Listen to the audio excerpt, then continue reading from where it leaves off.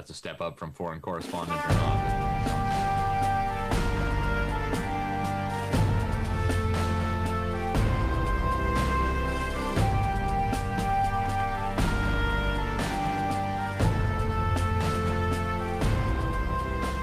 If my people, which are called by my name, shall humble themselves and pray, and seek my face, and turn from their wicked ways, then will I hear from heaven, and will forgive their sin, and will heal their land. We hold these truths to be self-evident, that all men are created equal, that they are endowed by their Creator with certain unalienable rights, that among these are life, liberty, and the pursuit of happiness. Hello, Christian Patriots, and welcome to Church and State, where we strive to plug you into the pew and plug you into politics. I'm your host, Caleb Collier. With me, as always, Pastor Gabe Blomgren. How's everybody doing, and how are you doing, and how are you doing, sir? It's so good to have you with us. The bearded fellow in the background is the father of 5 boys. 5 boys. That's incredible. So let's just get an introduction right off the bat. That makes him a celebrity in my book. All right, exactly. So Alex Newman is joining us once again on Church and State. For the fans of Church and State, he is no stranger to us, but we've had a lot of new people coming on Church and State as of late. So for those of you who don't know, Alex Newman is the senior editor of the New American Magazine. He's also owner and writer for Liberty Sentinel, right, media. As Gabe said, he's a father of 5. I think his wife deserves a little more credit than he does on that one, probably. Oh, definitely. Yeah, he's a world traveler, lived in 8 different countries. Speaks a few different languages as well, but we could talk all about your credentials. All 5 kids. Yeah, I know. It's incredible, isn't it? So, all right, with that introduction, Alex, thanks again for joining us on Church and State. Thank you guys so much for having me. It's great to be with you. Yeah, so let's just get right into it, because there is so much going on, and so much of what we are discussing, the social media, the technocrats, they are trying to stamp out. And in fact, you were just removed from Facebook with no warning at all, and then suddenly with also no warning, you were just placed back into it. So I don't know what's going on, but they definitely don't like what you were talking about. Yeah, they don't, and they haven't for a long time. And I think at some point it's going to be kind of like you're suspicious if you're still on Facebook. Like, wait a minute, why are they letting you be on there? Are you working for the other side, right? We're at that point now. The purges on Twitter, they've knocked out, I think, 25% of my followers just since they knocked out Trump. It really is becoming very Orwellian. But I think the big tech companies are also realizing, hey, wait a minute here. We can't keep tabs on these people. We can't surveil them, and we can't data mine them unless we have them on our platforms. And we can't gaslight them unless we have them on our platform. So what are we going to do? It's a catch-22 for the big tech companies. And I, for one, am glad to see them destroying their businesses, right? They're so fanatical and so extreme in their devotion to lies and the establishment's agenda that they're willing to shred their own companies, that they're willing to destroy the value of the company and stab their own shareholders in the back. I think at some point somebody's going to have to sue them, because boards have an obligation, a fiduciary duty to do what's in the best interest of shareholders. And I don't see how anybody can say that alienating more than half of America is going to be good for business. Right. And then, presidential select Joe Biden, he talked so much about unity, right? And, where there was this installation, it wasn't an inauguration. That's the reality of what occurred there. But his whole message was unity, how he was going to unite us, the United States. But the reality is, what is it? What's the count now? I lost count. There's like 40 executive orders that he's already written out. He's probably done more than that now. Including you may never say the word China virus. No, you just got us banned right there. It's an executive order. Yeah. Sheesh. All right, we're done. Church and State is over. But obviously you can look at what their plans are, what they're trying to implement here, and you can see that, no, we can't unite with that. You can't unite with communism. You can't unite with sin. Obviously, this does not work for those of us that value liberty. So let's get into kind of this, you've had 2 recent just great things that you've been discussing, and I've got the copies of the New American right here. This Great Reset is obviously one that we certainly need to talk about, but before we get there, let's get into the Chi-Coms and what is going. So we've got election treason, and you wrote a great article in here about communist China infiltrating everything. And you mean literally everything. So walk us through that. Hey, and Alex, I'm going to have you, just for technical reasons, if you can, get a little closer to your mic. It's a little low, and I can't turn you up anymore on my end, so we want to hear you. So there you go. Sweet. How's that? That's better. Awesome. So yeah, it's become popular to say China owns Biden, and it's true. China owns Biden, right? They didn't go into business with his crackhead son because he was such a business genius. They went into business with his crackhead son because he's connected to the big guy, being Joe Biden, as we learned from emails and from Tony Bobulinski. The big guy was getting a nice cut, and so that's why the Chicoms, that's why the Ukrainians are interested in going to business with Hunter Biden, but. The Biden crime syndicate is really just the tip of the iceberg when it comes to communist Chinese infiltration and influence in the United States. They've been funneling millions to the Clinton Foundation. They've got Bushes on their payroll, right? They've got Neil Bush on their payroll. They've got John Boehner was on their payroll, former Republican Speaker of the House, right? Mitch McConnell, Senate Majority Leader, or what is he now? This leader of the Republicans in the U.S. Senate, is married to Elaine Chao, who comes from a family that made its fortune through direct connections to the mass murdering dictatorship in China. Not to mention a member of the Council on Foreign Relations as well.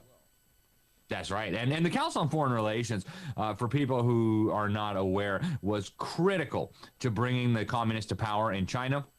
Right, their agents at the New York Times said, "Oh, Mao's just a nice agrarian reformer," and their operative George Marshall, Secretary of Defense, Secretary of State, stabbed a knife in the back of Chiang Kai-shek, our ally, so that Mao could come in with his armaments. They encouraged Stalin to declare war on Japan just moments before they knew they were going to drop an atomic bomb on Japan, knowing that the war would be over. Why? So that Stalin could be one of the victors, so he could march his forces into Manchuria, collect all the weapons and material and supplies that the Japanese had stockpiled there, and hand them all over to his buddy Mao. The CFR, members of the CFR, I should say, were instrumental in bringing that barbarian butcher to power. They were also instrumental at every step of the way in building up communist China into the global threat that it is today. David Rockefeller, who was the chairman of the Council on Foreign Relations, actually went over there in the early 70s, wrote in the New York Slimes that it was the most important and successful social experiment in all of human history. Pay no attention to the 50 million innocent souls who were slaughtered and butchered in barbarous ways. Then you have George Soros more recently now saying that communist China needs to own the new world order. And so they've infiltrated our political system.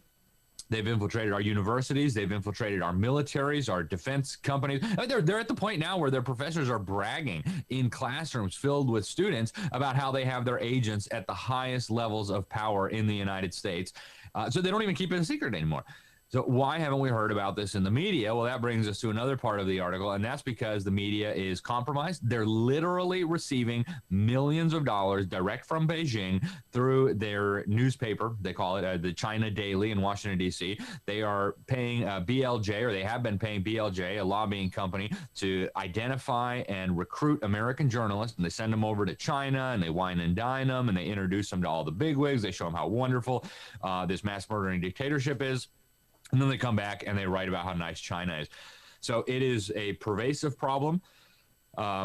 Secretary of State Mike Pompeo, I think, and Director of National Intelligence Ratcliffe were decent in sounding the alarm about this on their way out the door. But the problem is so huge now, and the media is so compromised, the political system is so compromised, Western companies and businesses are so compromised that it makes it an easy, seamless transition into a communist China-style New World Order. Yeah, and what Alex was talking about with what occurred in China, you can purchase the book. It's called Again, May God Forgive Us by Robert Welch, and you can get that on jbs.org. And the reality is the Council on Foreign Relations and the Communist Chinese are also responsible for the murder of our namesake, John Birch. And you can also read that book at jbs.org also. Awesome story. Yeah, it really is. Hey, Alex, have you noticed this is a pop culture thing? I think it's a reflection of the direction of where not only Hollywood's going, but also music, the music industry.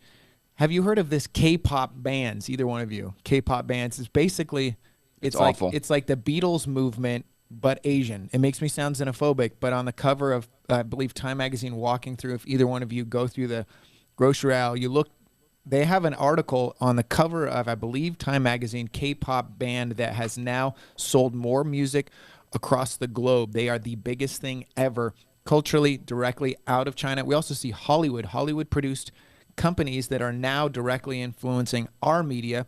Then on top of that, we have the vast, huge swaths of land and like very, very high-end homes in Los Angeles County and in Hollywood that are being bought up. So well, you also have, strategic locations, things like meatpacking facilities and ports and things that have been bought by the Chinese as well. And typically, the Chinese model or the East's model for going to war is they put their supply lines up front, and then they send in troops. So yeah, it's incredibly dangerous what is occurring with China. Did you have anything else that you wanted to weigh in on that, Alex? Well, there's so much there with what Gabe just said, too. A lot of people don't realize the Chi-Coms bought up AMC theaters. They became, for a time, majority owners of AMC. And this is, of course, the biggest film distribution cinema network in the country. And so it was a very simple matter then for them to boycott any film they didn't want produced. Some Hollywood studio says, hey, we're going to produce a film about the barbarism of the Chi-Coms. Yeah, okay. And we'll distribute it exactly nowhere. Good luck with that, right? So you wouldn't get funding, and so the movie would never even be made. That's the type of influence operations that they're engaged in now, and they're everywhere. And, to be clear, this is not a new problem. The New American was at the forefront of exposing Chinagate decades ago when Bill Clinton, we found out, and this became a public scandal. It was overshadowed, unfortunately, by his adultery and his perjury. But we found out that the Chi-Coms had been funneling money from Beijing through Johnny Chung into the coffers of the DNC and the Clinton campaign in exchange for access to America's most sensitive military secrets and technology. This came out. This was a scandal. The chairman of the Joint Chiefs of Staff at the time, Admiral Thomas Moorer, said, wait a minute, this guy said he was going to restrain these butchers who slaughtered so many innocent young people at Tiananmen Square. And here we are giving them access to our most sensitive military secrets. I mean, if that's not treason, I don't know what is. Then Obama came along, invited communist Chinese troops to train in America with American forces. The Fidel Castro of the North, Justin Trudeau, has done the same thing now. He's invited the communist Chinese troops into Canada for very sensitive cold weather training. And you're thinking, what in the world do the Chi-Coms need cold weather training for? They're not going to invade Canada. That's already their colony. They're not going to invade Russia. They're in very tight with the Russians. Who else has cold weather? I guess the Swiss, the Swiss Alps, but my guess is they're not planning to invade Switzerland since they're hiding plenty of money there. So that doesn't leave a whole lot of options there. Now, why the U.S. government would tolerate this lunatic in Canada inviting communist Chinese troops in to do very sensitive cold weather training in Canada, it just boggles the mind. But it goes to show you that we are surrounded. I mean, the enemy is on all sides. And I would conclude this little segment by saying that even more dangerous than the Chi-Coms is the deep state that built up the Chi-Coms. We got a whole chapter on that in this book right here. At every step of the way, the deep state, the Rockefellers of the world, the Bill Gateses of the world, the Bloombergs, the Rothschilds, the Soroses of the world built up communist China into the global superpower that it is today. And if you look at the model of the New World Order that they are pursuing, and we now see this coming into view, right? Social credit. I just interviewed a guy for the New American who is down in Georgia. He said their city manager was installing these security cameras all over the place that are connected to an AI that will determine whether you're violating the COVID regulations. Wow. If you got your face diaper on, if you're standing 6 feet apart from people. This is straight out of communist China, where their security cameras are all over monitoring. They'll literally deduct money from your bank account without even talking to you if you're caught jaywalking through the camera system. So this is techno tyranny, unimaginable in previous years, and yet we are right on the edge of it. Alex, have you heard of the Gestapo little COVID dogs? They can now smell COVID on people's masks, and if they are actually have COVID active in their body, they say that they have dogs that can smell this, and they plan on actually having these dogs at places like casinos, big events, and people will be asked to leave based on what the dog interprets. This is real. Yeah, you currently have Germany that actually has prisons that they're actually placing people that are actually violating the let's say China virus, right? The China virus restrictions. So they're putting him in prison right now. That's coming to America. That's the plan for America. That's what the New World Order, that's what the globalists are desiring. And they're all using this great reset. That's what they're talking about, this great reset. So Alex, you've been doing a lot of studying on what exactly this great reset is. And there's phenomenal articles that you wrote in this magazine right here. But walk us through this and you know, the World Economic Forum and your favorite guy, Klaus Schwab, as well. Yeah, I hope people will get a copy of this latest issue of the New American. I guess it's not the latest issue, but it's close to it. We've got a cover story on the Great Reset. There's a few articles in there. It's a package. And actually, while we're filming this, while we're live right now, the World Economic Forum just had their latest little gathering, and a lot of it was virtual. And it just gets creepier by the minute. And I asked you guys in advance if I could do my best Klaus Schwab impersonation. Do it. And just to be clear, you guys said yes. And so he goes out there and he says, "No one will be safe until everybody is vaccinated." And that's what they're pushing now. Right? Nobody will be safe until all of you take these crazy experimental biological injections that are going to manipulate your RNA and your DNA and your genetic code. This is craziness, but it goes right along. We've got a whole article in this cover story package about the transhumanism agenda. Frankly, that's the part that I find most disturbing. I mean, yeah, losing my right to private property, becoming a serf, losing all medical free, all that stuff is creepy. The end of the nation state. But losing my humanity is even more creepy, right? And if you read the writings of this lunatic, Klaus Schwab, I can't believe they chose this guy to be the front man for their agenda. I mean, they might as well put a straight little out of a Dr. Evil movie. Everybody gets a vaccine. Or maybe Dr. Strangelove or something, right? You know, this guy is wild. He really is. He's actually a James Bond villain. Yes. Yeah, I mean, you need to go see the videos of this lunatic. And so I've got a whole bunch of his videos. The fourth industrial revolution represents the fusion of our biological and our technological identities. Like, dude, really? Did I just say? Am I like living in some kind of weird nightmare or something? But and so what he says in his book, we actually went out and got his book on the fourth industrial revolution because he says it's a crucial part of the Great Reset. And he says right in there, I mean, we quoted his book. I read through it. He says we're going to stick microchips in your brain. They're going to be able to read and manipulate your thoughts. Governments might consider requiring mandatory brain scans to see if you're a national security threat. And of course, by that, they don't mean like he's going to go and blow something up. They mean, he disagrees with this totalitarianism and puts his faith and his trust in the Lord instead of in our techno-tyranny. So it really is like, I mean, you couldn't have sold this as a sci-fi movie 10 years ago because the directors would have said, "This is so stupid. Nobody would ever believe something so ridiculous." And yet here we are. They're talking about it openly. And when we warned about it years ago, we were called conspiracy theorists and kooks and radicals and extremists. Now they're shouting it from the rooftops. The Washington Compost had a big article about it just a couple days ago. Great Reset is going to be the next step after the COVID pandemic. And now we're conspiracy theorists and kooks and extremists and radicals if we don't agree with the craziness. It's wonderful how that works. They said this would never happen. That used to be the argument. That will never happen. That will never happen. And now when it's talked about openly, Alex, they're still swallowing the Kool-Aid and saying, okay, well, this is the answer. Now, I have a real quick question. Do you think the Great Reset will come before some type of tumultuous event, or is it going to follow some type of tumultuous event? Because we all know that they use catastrophic events to for some reason, I don't feel like COVID is catastrophic enough to really warrant the Great Reset. I feel like they have to push us a little further. Would you agree with that, or do you think they're going to just straight up go for the Great Reset? I think you're exactly right, Gabe. And, to back up one step, the amnesia that society does. Remember, it was 2 weeks to flatten the curve. And now we are, almost 1 year into flattening the curve. And the tyranny is just getting more extreme. So just like they said, that stuff's never going to happen. Now they're saying, it's happening, but it's good. And if you don't agree, you're a lunatic. It's the same thing. They just count on us being goldfish attention spans, no memory whatsoever.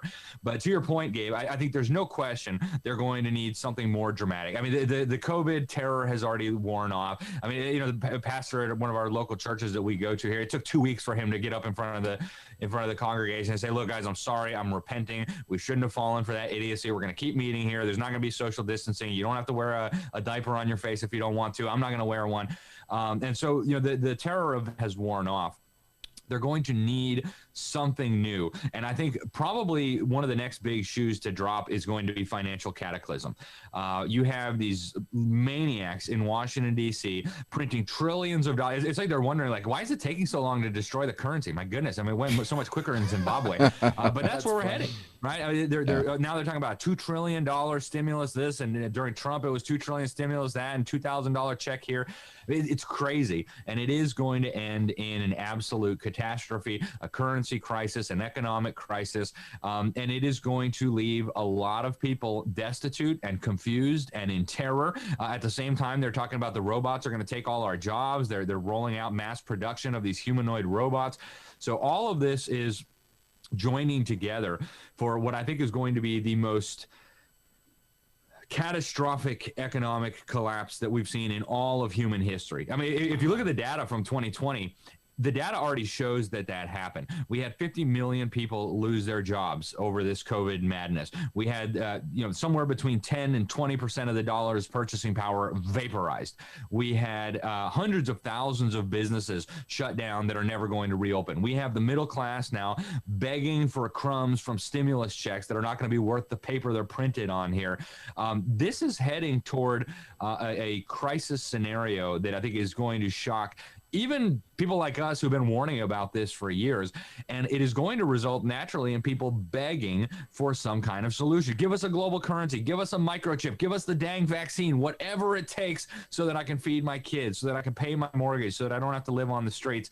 And we need to be ready for that. I think spiritually, we need to be ready for that even more than physically, but we need to take these things serious. That's the brilliance of their attack. And there's so many avenues of attack for the globalists here. You know, you're pointing out the economic crisis, and it's only a matter of time before the rug is pulling out from that. I mean, look at the price of silver right now as of this recording. It's going through the roof. Short squeeze on silver. But I mean, you've got, I guarantee you're going to see an uptick in violence from Antifa and BLM. You've got Joe Biden already moving troops into Syria. I mean, there's so many things that they can push here. You know, they're talking about new strains of COVID-19, which are so much more deadly and can actually infect the young. So, yeah, there's a lot of different avenues that they can go. But the ultimate goal, as you're talking about here, is to provide that crisis and then to provide that solution. As you so brilliantly pointed out, that solution is always going to be greater government control. Yeah, and that's where they're going with that. They've told us that's where they're going with this. They've telegraphed that. They're talking about it openly in their books and in their conferences. They're openly bringing in people like the mass murdering dictator of China, Xi Jinping, so he can announce that they're building a new liberal world order. I mean, Trump is banned, but Xi Jinping, or Xi Jinping as I like to call him, nice. Roll out the red carpet, guys. Yeah. Come on, everybody bow down and kiss the ring. It really is crazy. But, you know, there's something incredible happening as well. So while all of this disaster is unfolding, God is working in such a mighty way. I've seen things happening with the church that I didn't think I would see in my lifetime. Pastors are getting a backbone. Christians are waking up to the nature of reality. Parents are pulling their children out of the regime's obedience training centers masquerading as schools. I mean, there's something incredible happening here. And, you know, I am of the belief that God is absolutely sovereign. And, you know, these wicked people, they can plan all they like, and they can consult with their spirit masters and their demons and, all the rest of it. But ultimately, God is in charge. And when God says things can happen, things happen. When God says no, the answer is no. It's that simple. And so there is, I think, a very real possibility that God could intervene. I mean, I feel like America is in judgment right now, but even during the judgments that came on ancient Israel, for example, he preserved his people, he preserved a remnant, he protected his people. And so, you know, maybe liberty in America is over, and I hope it's not, but maybe it is. Maybe it's just become too wicked and too corrupt here, and God's going to put a stop to it. But the church will go on. The gates of hell will never prevail against the church. Amen. And so, and even if we are not here, the church will still be here, shining the light of truth into the darkness, exposing and reproving the wickedness, and doing what the church is supposed to be doing. Well said. Yeah, no, I love that you're incorporating, the Christianity and everything that we're talking about here, because the reality is it's depressing. If you don't have that faith and you're listening to everything that we're talking about, like, it's overwhelming, right? But when you have that blessed assurance, as you're talking about, that a remnant will remain, that no matter what hell tries to do, that the gospel will continue, that churches will continue, I mean, I'm at peace. Absolutely. I am at total peace. Are you not? Absolutely. What you just said, Alex, is the gospel never stops. It never loses. They can plan, men can plan, but the Lord, he says he orders our steps. So we can plan all we want, but he orders our steps. And that's not just Christians. That's every man. That's Nero. That's Pilate. That's Xi Jinping. That's Joe Biden, if he even has thoughts that are ordered by anyone other than his wife or maybe his handlers or the teleprompter. But we have that. We can know in that. And I love how you say, even if we're gone, and it gives me great peace, and I hope everyone else sees that. I got a question for you. Situational awareness is something, when a firefighter goes into an environment or a cop goes in, an EMT goes into a dangerous situation, they have this thing called situational awareness. What should our situational awareness be right now, Alex? What should we be looking for and doing? Yeah, it is a great question, Gabe, and I just couldn't agree more with everything you just said. I think in the physical realm, we do still have obligations as human beings who love the Lord. And the one that always sticks with me is if you don't provide, if you don't care for your own family, you're worse than an infidel. And so we have a responsibility as Christians to also make sure that we have made reasonable and adequate provision for our family. Now, that doesn't mean you got to go dig a bunker and you got to, buy machine guns and endless rounds of ammunition and 50 years of canned food, but it does mean that we need to be thinking in terms of, hey, things are going in a very negative direction here in terms of the economic situation, in terms of the political situation. And so it behooves us as people who are as men who are charged with the care of our families to make sure that we are as prepared as we can reasonably be. And again, anybody who's letting this stuff consume all their thoughts and all their attention, and they're spending their life savings on canned food, I'd urge you to just, take a deep breath and recognize that the Lord is in charge, and all the canned food in the world is not going to do any good if you are not right with God, if God is not going to be the one who protects you. But we do, and we should be taking reasonable precautions. So I think we do need to be considering, what if I lose my job? What if the value of the dollar implodes? What if there's a time when the supermarket shelves are bare? And a couple of years ago, people would have said, that's ridiculous. And yet after massive toilet paper shortages across the country, now people are like, oh yeah, right? And so who's laughing now, right? And so, be prudent. Make sure that you're not going to starve if the supply chains get disrupted for a time, but don't get paranoid about it. But I think on a much more important level, beyond the physical, it's critical for people to be right with the Lord. And you can't be right with the Lord outside of Jesus Christ. And so I tell people right now, if you don't know if you're God's child or part of the kingdom of darkness, you got to figure it out quick. You got to get on your knees. You got to pray. You got to seek the Lord. Amen. Yep. Yeah, no, that's great. All right, Alex, we are quickly running out of time. I wanted to thank you again for joining us in Church and State. We really appreciate it. Go to the Liberty Sentinel, go to the New American, and follow Alex Newman. All right, Church and State is brought to you in part by Covenant Church. Always remember, the tree of liberty is most likely a birch. And with that, Church and State is out. God bless and hold fast to the Lord.